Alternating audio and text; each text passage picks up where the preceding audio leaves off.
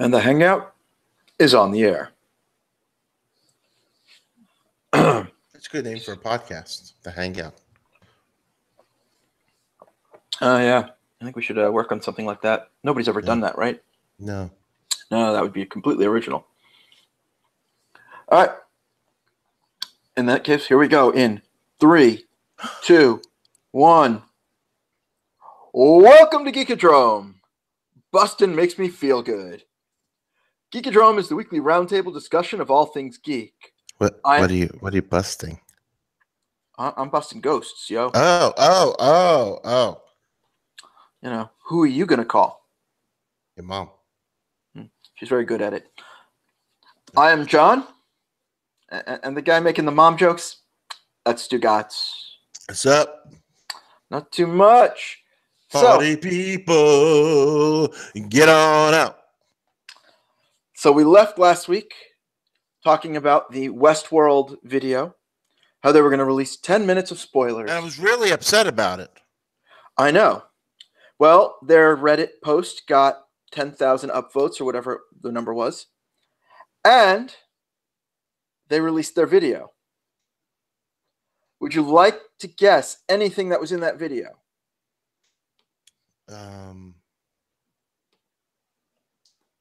I would like to say that there were surprises.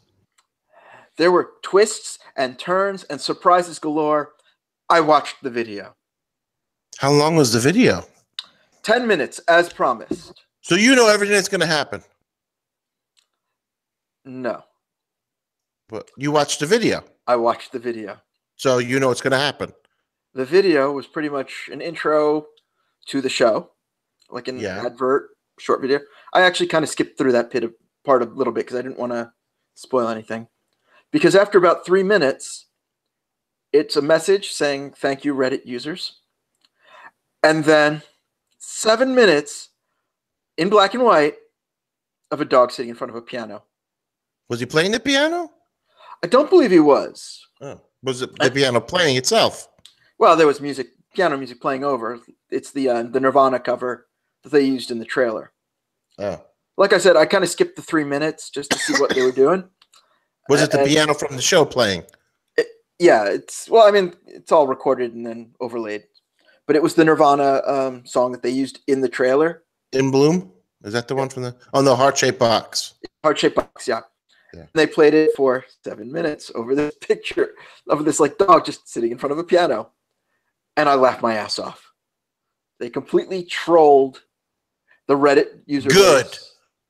That's what you get for wanting spoilers. You jerks. It was hilarious. 10 minutes of your life you'll never get back. I don't know. Do you think anybody actually sat through 10 minutes of that? Well, what's the views on the video right now? Is there any way to know that? I can go look at the views, but that just tells you that people hit play. It doesn't mean people watched the whole thing. Oh. Well, they had to watch at least 70% of the video for the play to count on YouTube. Oh, is that what it is? Yes. Because I don't know. I just kind of was skimming the thumbnails for most of it. I watched it for maybe a minute tops. But if I do a little quick... I'm just curious. Westworld spoiler video Google search. Googles. Westworld spoiler video breaks Reddit's loop, whatever that means. Here we go. Westworld Season 2, a primer. Okay. Actually, it says it's a 25-minute video, not 10, sorry. I thought that's what you said the other day. Yeah. That it was 25. I remembered wrong. That's okay. I obviously left off at the 10-minute mark because that's awesome that these people sat around for 25 minutes and got nothing. Got nothing, and it has 600,915 views. So out of 25 minutes, 70% is, I don't know, let's just say about 15 minutes. All right, something like that. Right? So they sat around for 15 minutes waiting for something to happen. And this is looking like it's the first 3 minutes of the first episode. Again, I haven't actually watched it. I'm kind of skimming the thumbnails. But I see, what's her name? Rachel. Rachel Ray. No, the one from Westworld, who played Beatrice. Oh, shit. Yeah, she was in 13 and everything. Yeah, we're both blanking. But she has short hair. Rachel Green. She has short hair, and it looks like a scene of somebody playing piano in front of her. And then, the message is, Dear Reddit. Dear Reddit, you guys are stupid. Dear Reddit, from all of us here at Westworld, thank you for watching. We hope you enjoy season 2. Uh-huh. So I guess I got the first 3 minutes of the first episode. But I love how the message, the caption at the bottom, the description. Hang on a second. Cody, I put a movie on for you. Can you put a movie on for me too? I could. I put on Thor Ragnarok. It's a good movie. Because I couldn't get Tomb Raider to play. Yeah. All right. So I love the description where it's full spoilers, in all caps, for Westworld's second season. Proceed with caution. Warning, contains violence. This video only accessible for Reddit Gold members. Is that a real thing? I don't believe there is a gold level membership for Reddit. And even so, how would it carry over to YouTube? I have no idea. So exactly, which is why it's hilarious. I can't wait until the Facebook gold membership comes out. Oh, I know. I'm already signing up for platinum. Yeah. I'm getting ahead of the game. Which does remind me. So I'm a subscriber to Spotify. Yeah. Because I listen to it all day at work. I love commercial-free music. And they're now doing an offer where Hulu, for the next 3 months, will cost 99 cents. And after that, an additional $3 on my Spotify subscription. Yeah. Which has me thinking I might actually sign up for Hulu now. It actually sounds worth it then. I know. What's Hulu now? Hulu's $10 a month, $12. And how much is Spotify? Spotify's 10. What? Spotify is $9.99. Oh. So it would kick me up to $12.99. You're still ahead of the game. Yeah, at that point, I'd actually consider upgrading. Yeah. At Marvel Studios. I put that on for you so you'd watch. I was like walking in and it said Marvel Studios. I'm like, there ain't no Tomb Raider in Marvel Studios. No, that's why I put Thor Ragnarok on. I couldn't get Tomb Raider to load. I hate when that happens. So something that kind of affects us. Did you watch any of the Mark Zuckerberg congressional hearings this week? No, I kind of read highlights of them.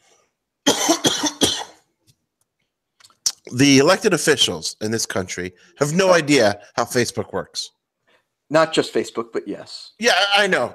But listen, when it comes to Facebook, we are not the user. We're the product. We are what Facebook sells. Their advertisers are the users. Their advertisers are the clients. We're not. We're product. And that's what these stupid old people who run this country just don't get. I kind of did like when one of them asked, how does Facebook make money? And the answer was, we have ads. Did you see the part about asking about the What's Up app? I don't know if I saw that part. What was said about they were asking if someone's having a conversation about Black Panther and the What's Up app, will they see an ad on Facebook for Black Panther? No. Very, very plainly and clear as day, Mr. Zuckerberg explained it. No, you would not. That's a private conversation and encrypted that we as at Facebook programmers don't have access to. Yes, WhatsApp is end-to-end encryption. So you wouldn't see one. No, you would not. So it was like they didn't get it. They don't get what's the deal. No, they really don't. And does Facebook charge people to use the site? No, there'll always be a free version of Facebook. The follow-up question is, you mean at some point you think you're going to have a membership, a paid membership site? That's the question, not, well, then how do you make money? None of your business. That's how I make money, motherfucker. Exactly. You want to know how I make money? Check my fucking business plan that's on file with the SEC because I'm a free trading company. That's how you find out how I make money. Make money off your ass. I make money off of your fucking grandkids playing quizzes, finding out what kind of cheddar cheese they are. And what kind of cheddar cheese are you? Sharp, baby. Exactly. Yeah, it's they sell the data. They sell anonymized data. They don't sell individual data, which is fine. Every company does that. That's not a big deal. It's when you sell individual data that can be identified, then it becomes a problem. If you tell me males 18 to 35 really like buying Star Wars toys, all right, that's fine. You can advertise that way. If you tell me Jon Stugots really loves Thor Ragnarok and spends an hour a day talking about Thor Ragnarok, oh my God, you should sell him Thor Ragnarok. And then it'll go to every website you visit, because it's not even that he's talking about it. He's going to Thor Ragnarok websites, and we're tracking across all that. And then if it's assigning a name and all this personal information on top of that, then it's very personal. You're giving away a little too much information on an individual. But they didn't get any of this. Then they're asking questions of, well, how are you protecting people's information? Well, when a person uses a third-party app on our site, it is up to you, the user, as to what information you give that third-party company, not us. It's not us taking the information. It's a third party you're giving it to willingly. Well, how are you going to safeguard it? I've given you the free choice to protect your information. You're refusing to. What am I going to do? Yeah, unfortunately, it's not quite that clear and granular. It's, oh, I want to play this game. The only way to register for it is with a Facebook account to prove that you are a real person. Okay, right. I will hit the button to sign up to play tic-tac-toe on this app. Well, this app doesn't just get, your login info. This app gets all the things you like, all your friends. Right, but that's not Facebook putting that. That's the tic-tac-toe people. Well, yeah. I mean, it's the tic-tac-toe people asking for this, but Facebook giving this and beyond, like the fact that they don't need all your friend information and all the information surrounding them, and yet Facebook just willingly gave it with no recourse. That's where the issue comes, but that's not what they're asking. Oh, I know. They don't know to ask these things. I mean, this has always been a problem to me. Like, it's one of the things that disenfranchises me from government, in that I'm a computer programmer. So technical issues definitely interest me. But none of these senators or congressmen in general know what they're asking and should be asking, don't have any interest in technology. And even though there's a technology group within the government, most of them don't know what's going on. It's one of the things I like that Brianna Wu is running. Woo! Yes, that. Brianna Wu is running in Massachusetts, and I wish I could vote for her, because it would mean that somebody with a technical mind, among other things, is getting into government. And I listen to her speak, and she has so many good points. Unfortunately, it's Massachusetts. Neither of us live there, so we cannot vote for her in that congressional district. She should just have Ric Flair with her at every campaign stop. And this way, when someone introduces her, everyone's just going, woo! Are you ready to vote now? And vote for Mrs. Woo! Be styling and profiling. What office is she running for? I believe it is Congress. Are you ready to style and profile with the next Congresswoman of the great state of Massachusetts, baby? Woo! This stuff is money. Yeah. I think we need to get in contact with her and let her know. And everyone who comes out after voting for her, that's what they should do. You come out of the booth and you just, woo! And you do the little Ric Flair. Like that. You just do the little Ric Flair going down the aisle.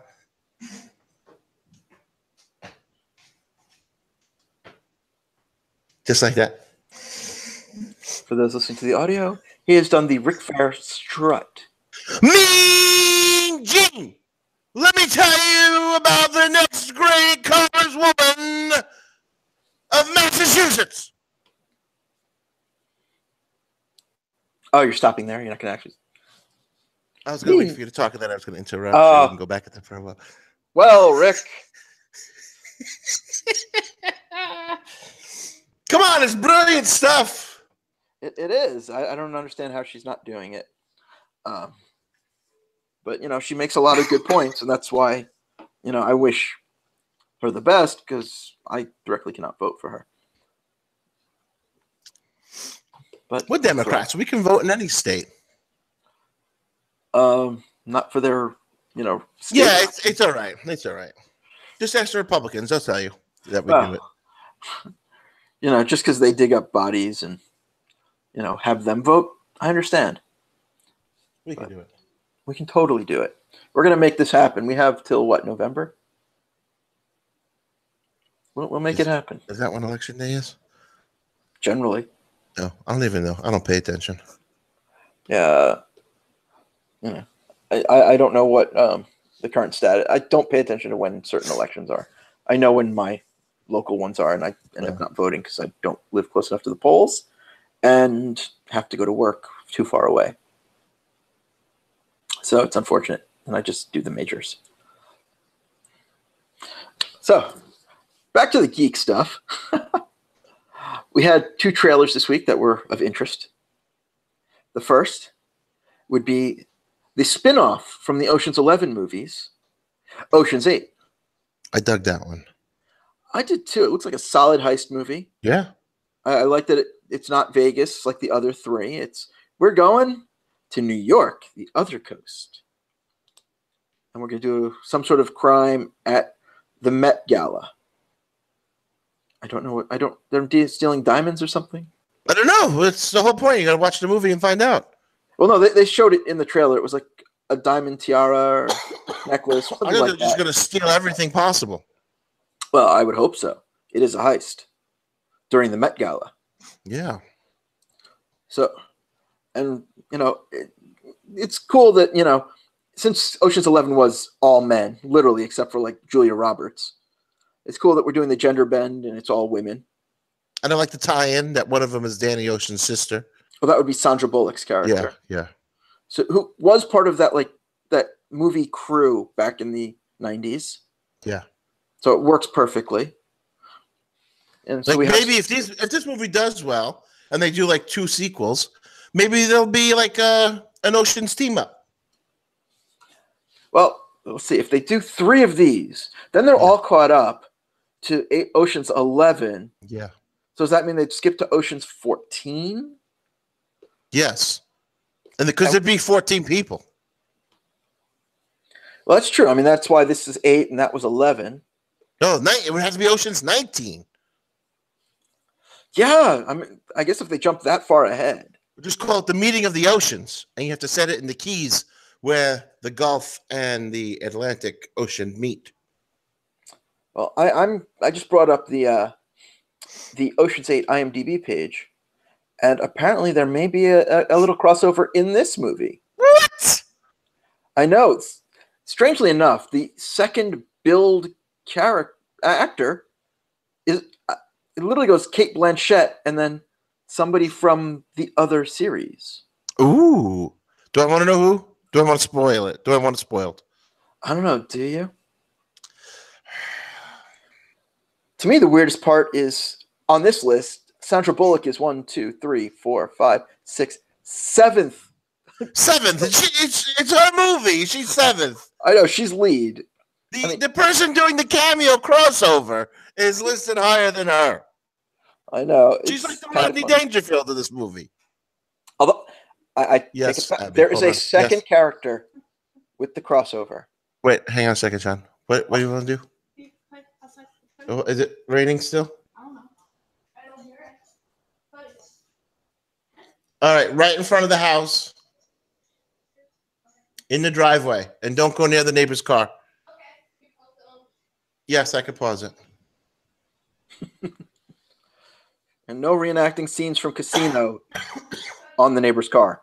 No, he has an '86 IROC Camaro that is fire engine red, fully restored, beautiful car, and it's not registered. It just sits in the yard. Oh, all right. But it's perfect. Like I can't figure out why you're not driving this car. Because it's not street legal? No, it's all street legal. There's nothing souped up about it. They just didn't get it registered and all that. No, it just sits there. There's no, hey, I'm going to register it next week. Huh. I don't know why you'd leave something that beautiful out in the rain, though. Well, it's covered. Oh, okay. He's got a car cover on it. I just don't get why you would just not drive it. Enjoy it. That sounds like a waste. You spend all that time restoring it. Yeah. You don't get to enjoy it. That was the car back in the day. It really was. I don't know. Were there any like movies or anything that featured a car like that? I don't think so. I mean, technically, Knight Rider. That was a Trans Am. That was the Firebird, but it was that body type. Okay. I don't think there was a Camaro, anything with that Camaro body. Yeah, I can't think of any like big Camaros, Ferraris, Corvettes. Yeah. Yeah, not a Camaro. No, and it was a hugely popular car, for Chevy. Yeah, that IROC Z28, style and package. But yeah, there was nothing I could think of. Yeah, I mean, I'm just doing a quick Google and like they're not show like one appeared in Gumball Rally, but again, it's not featured. Yeah. Like there was one in Fast Times at Ridgemont High. Oh, that's the car they wrecked in Fast Times. Yeah, but what year was Fast Times? 82. Would it even been that body type though? I don't think so. Oh, they wrecked a 79 Camaro Z28. Yeah. So it would Forrest Whitaker's Camaro. Jim Rockford, he didn't have that body style because it was the 70s. Yeah. Yeah, exactly. So there's really nothing. So, but again, it was such a popular car for no real reason. Yeah, no, just people like muscle cars. Yeah. It was that and the Ford Mustang 5.0. Yeah.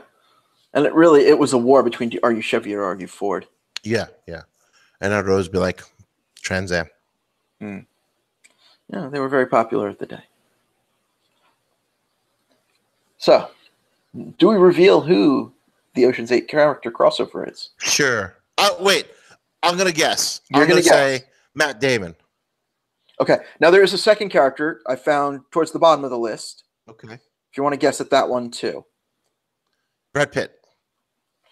Okay. Character who has second billing just below Kate Blanchett is Matt Damon. Oh, I was right. You were right. As Linus Caldwell. I can see Linus crossing over. Yeah. And as for your second guess, not even close. Oh, okay. Ben Affleck's brother. Still not even close. Yeah. Scott Conn? No. Yeah. Ellie Gould. Close, actually. Carl Reiner. Carl Reiner it is. Okay. I can see using those characters. That's pretty cool. Yeah, and then it just says, okay, we are in the same universe. Yeah.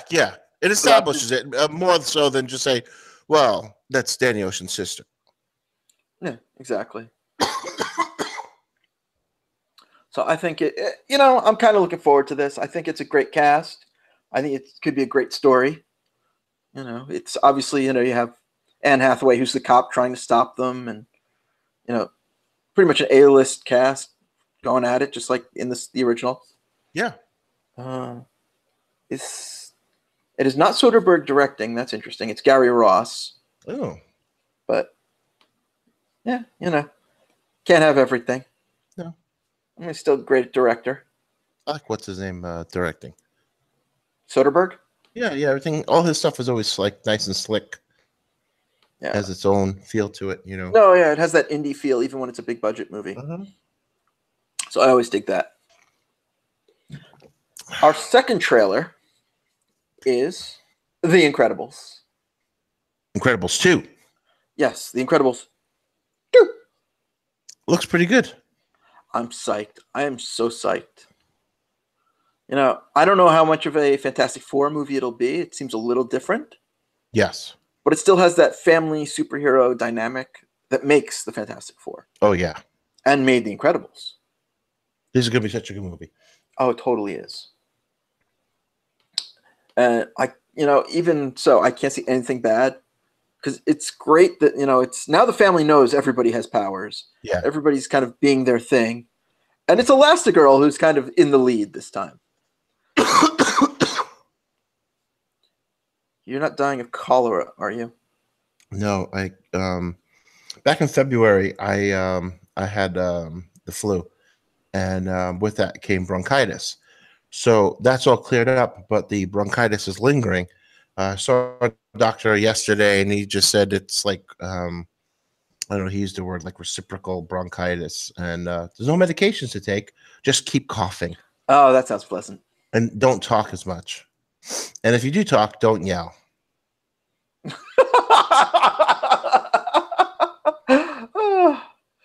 We are now 26 minutes in to the podcast where he talks a lot and yells. Yeah.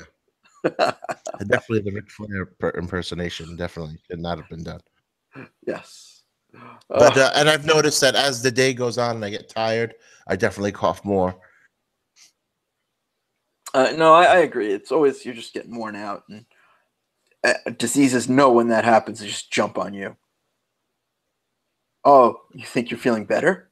Well, we got something for you. Yeah. So with everything else that went on in my life in the month of March, I was dealing with that too. Yeah, I know the feeling. I can finally say that the things that I was not saying publicly, that I allegedly had a broken back. Yeah. So doctor thought I had a fractured vertebrae. And after going to lots of things and doctors and tests and whatnot, I finally went to a specialist who said, yes, you had a broken vertebrae. It just happened a really long time ago. We don't know when, but it's fine now. Oh, good. Yeah. So I'm spending a month training for a marathon going, am I training for a marathon, or is the doctor going to say no marathon? And I remember you and I had this conversation of if that's the case, like you wouldn't be running anymore. Yeah, I theoretically could not run because I had a broken back. And that's what I say all the time. Enjoy everything that you do, because every time you do it, it could be the last time you get to do it. Yeah, you know, well, as one doctor said, do you want to be running this marathon, or do you never want to be able to walk again? I'm like, thanks, doc. I like when they put it that way. Yeah, it was not. It was the a doctor I was seeing, a specialist for something else at the time, and I'm just like, oh, I'm supposed to be running 20 miles this weekend. And he's like, yeah, you shouldn't do that.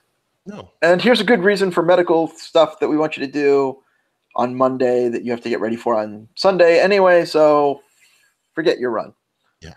Yeah. So we'll see how it goes when I'm out there. Yeah. So I did have a fractured vertebrae. Nobody knows when it is. And the best question I was asked was, have you ever had trauma to your back? Well, maybe it happened when you were doing judo. Yeah, my response was, I studied martial arts for 10 years. I have had repeated trauma to my back. Back when I was doing kung fu. And it was kung fu. I thought you did judo. It's fine. And it was just like, the doctor's like, oh, okay. It's like, there were hours where I would literally just hit the mats on my back, get up, hit the mat again.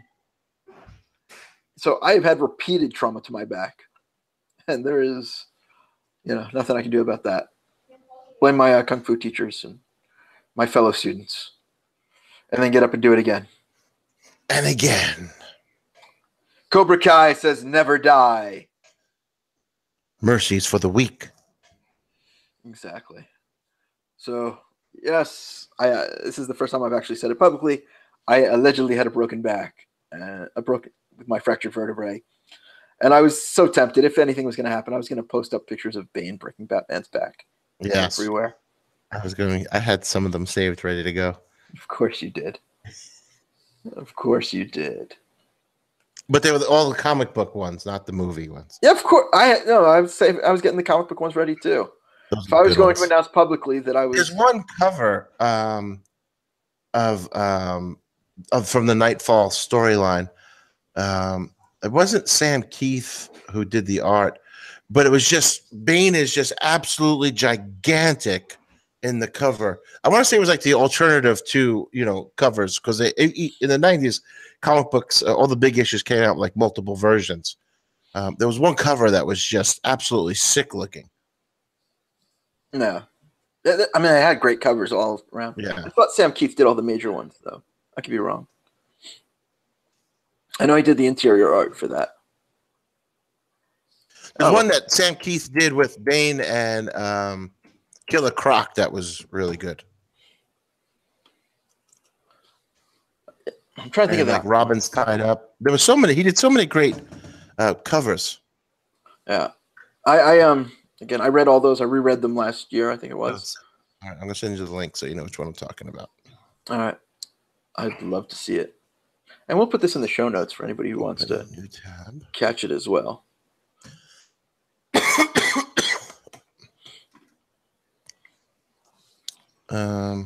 Let's see. That's not working.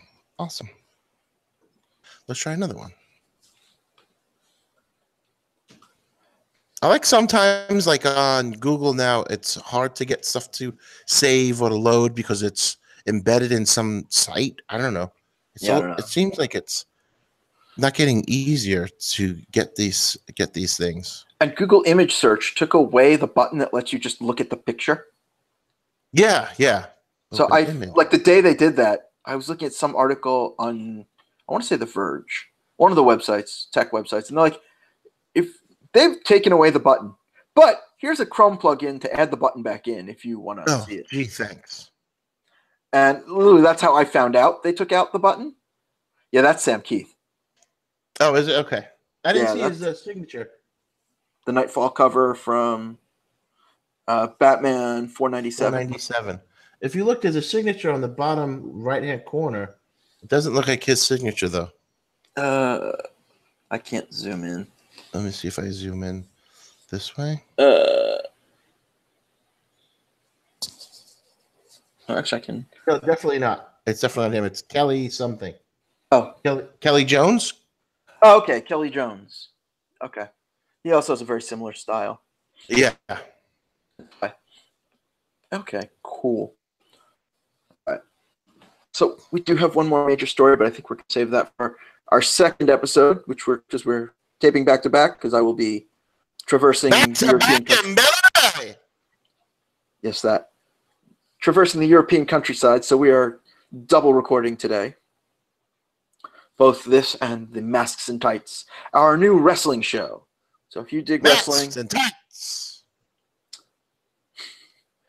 If you dig wrestling, and even if you're listening live, we're doing it two times for today to be released on our regular weekly schedule. So we're just going to kick it over to the hot picks. Hot picks. All right. My hot pick this week is a book. A book? It's not just a book. It is the book of booty from your boys, The New Day. Booty. Shake it, love it, never be it. New Day. The New Day. No, it's New Day Rocks. Oh, New Day Rocks. Yes. Well, this book's a pretty fun book. You can get it on Amazon. I think I paid $10 for it. It's just a silly book that they put out, like of all their stats. And listen, it's not Shakespeare, that they have here. They have their top 10 rivals.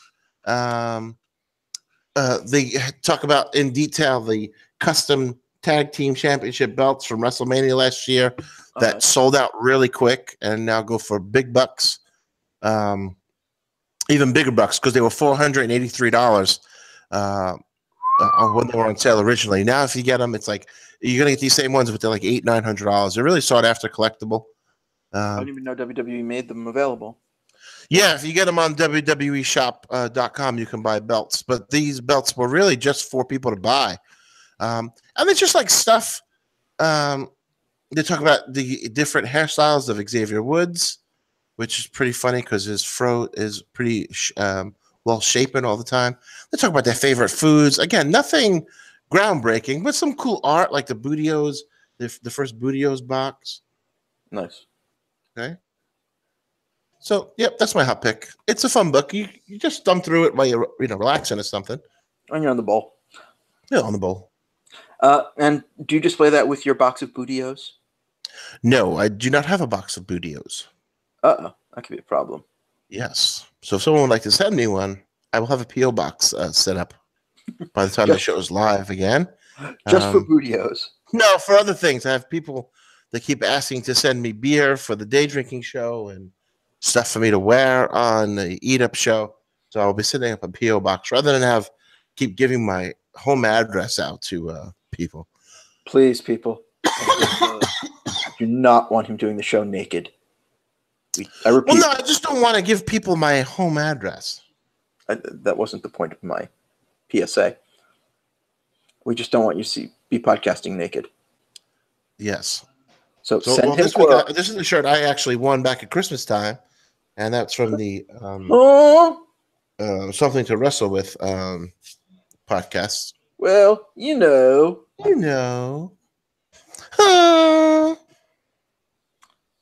So my hot pick this week is a movie. Oh. So something I watched on Amazon Prime Friday night called The Florida Project. And it's the story of people who live in sort of a motel like a mile away from Disneyland called the Magic Castle.